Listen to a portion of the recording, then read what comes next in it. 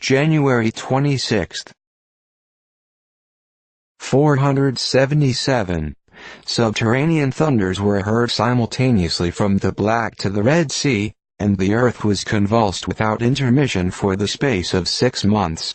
After, in many places the air seemed to be on fire.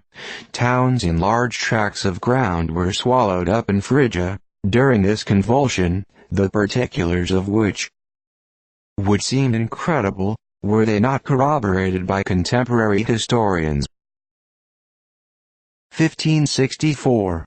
The Pope confirmed by a bull the decrees of the Council of Trent. 1630. Henry Briggs, an English mathematician, died. 1679. Keel of the Griffin, the first vessel on the western waters, laid 6 miles west of Niagara Falls, by La Salle. 1679. The invaluable library of Elias Ashmole destroyed by fire at his chambers in London, together with his collection of coins and other curious antiquities. 1681. 2 Cameroonian women hanged at Edinburgh for calling the king and bishops perjured, bloody men. 1699.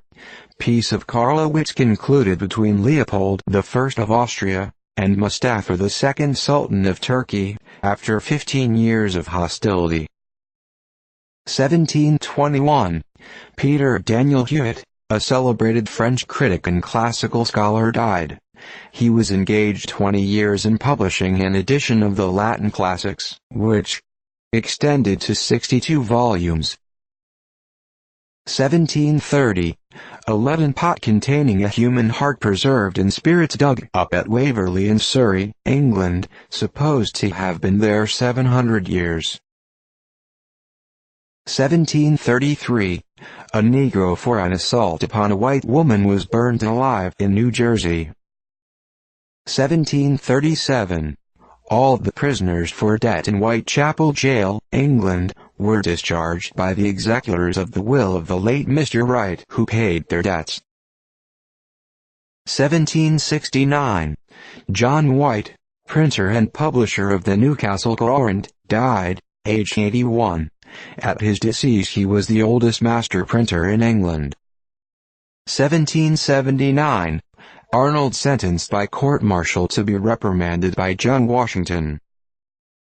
1782. De Grasse with the French fleet, 29 sail, attacked the British under Hood, 22 sail, but was repulsed with the loss of 1,000 killed and wounded. British loss trifling. 1787. The Assembly of Notables met at Paris, having been called together to assist the King, Louis XVI, and M. Coulon, to raise a revenue to meet the exigencies of the times. M. Coulon presented his new plan of reform and taxation, imposing the share of the burden upon the privileged classes, but as the Assembly was composed of these classes they could not make up their minds to impose taxes upon themselves which had hitherto been borne by the lower classes. The Assembly was called to help the king and his minister out of a dilemma, but plunged them deeper in trouble, and accelerated the revolution. 1793. The Stadtholderate of Holland abolished, and the Batavian Republic under the protection of France established. 1793. The Senate of Venice acknowledged the French Republic. 1795.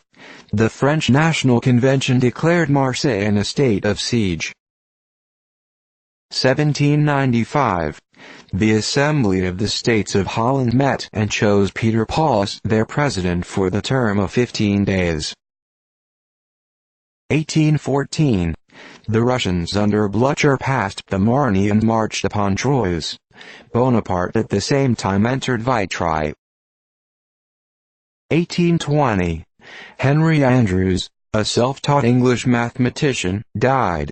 For more than 40 years he produced an almanac for a company of stationers under the name of Francis Moore, physician, and astonished the simple and ignorant by his marvelous predictions. His prophecies were as much laughed at by himself as by the worshipful company of stationers for whom he annually manufactured them in order to render their almanacs saleable among the ignorant, with whom a lucky hit covered a multitude of blunders. A few years before his death he predicted that the people would soon know better than to be influenced by the prophecies which his employers required him to write. He did not live to see the publication of the British Almanac, which effected the downfall of poor Robin, the title of one of his almanacs, which ceased to exist in 1828. 1823. Edward Jenner died, aged 74, celebrated for having introduced the practice of vaccination as a preventative of the smallpox. A clergyman, born in England 1749, he commenced his investigations concerning the cowpox about the year 1776, and 20 years afterwards the practice was introduced into London hospitals. The success of this discovery procured him honorary titles, and a grant from Parliament of £20,000. 1838. John O'Neill died at Havre de Grace, Maryland, distinguished for the resistance which he made at that place to the British under Admiral Cockburn during the last war. 1839. Stephen Van Rensselaer died at Albany. He was born in the city of New York 1764, and graduated at Cambridge, Massachusetts. He was the fifth in descent from Keel Van Rensselaer, the original proprietor and patentee of the colony of Rensselaerwijk, a territory 48 miles long and 24 broad. He filled several offices, civil and military, was a man of great wealth, and distinguished for his magnificent charities and Christian virtues. 1839. Tremendous gale and heavy rain in the United States. The river at Philadelphia rose 17 feet above low water mark, and at Kennewick 13 feet above high water mark. New York and Albany were considerably flowed. 1850. Francis Jeffrey, a Scottish jurist, celebrated by his long connection with the Edinburgh Review, died, aged 77. 1853. Sylvester Judd died, aged 40, a Unitarian clergyman at Augusta, Maine, author of several works which found many admirers.